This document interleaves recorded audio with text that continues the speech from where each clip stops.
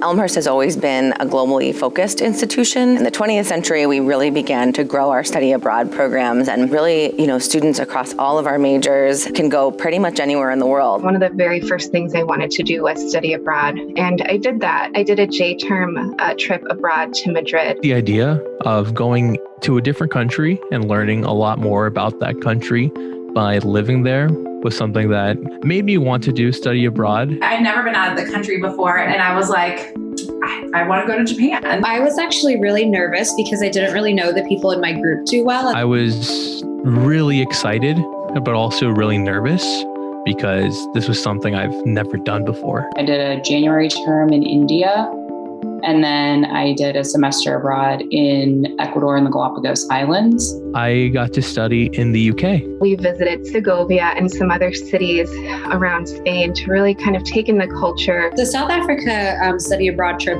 there was a portion of it that was service-based, and then we also got time to kind of explore South Africa and go on a tour, which was really neat because you got the best of both worlds. Really just become immersed in totality in everything Spain and Spanish related during that trip. I felt that really deepened and strengthened my Spanish language abilities, and it really fueled my fire to want to continue to study abroad. I volunteered at kind of like a children's Montessori school, daycare type center. It was so moving and inspirational to do the community work in another country. There's actually a lot of research that shows that study abroad makes students more marketable for their future employers. So on average, students who've studied abroad as compared to their peers are getting jobs faster. Studying abroad led me to my first professional opportunity, which was the Fulbright experience, which then led to my master's degree from Stanford, and since has led me to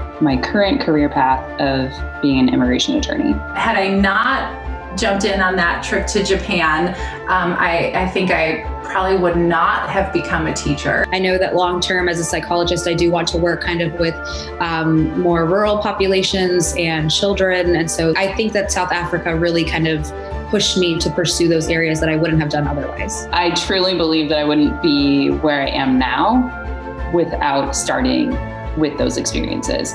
What we see is that students go out of the country for the first time and they come back with this newfound sense of confidence and self-awareness. I think study abroad really pushed me to step outside of my comfort zone and be kind of okay with the unexpected and meeting new people. And it was fantastic, and that really just opened my world up to continue to study abroad and go overseas. I had to basically completely come out of my shell and just learn to interact on a fresh slate and a clean start. I think that's something that I didn't know I had the power to do. And the connections that you make, like they will touch you for life. And it just makes me want to be like a better and more global citizen. Not only do you understand another culture, but you come to understand yourself and what you want and who you are.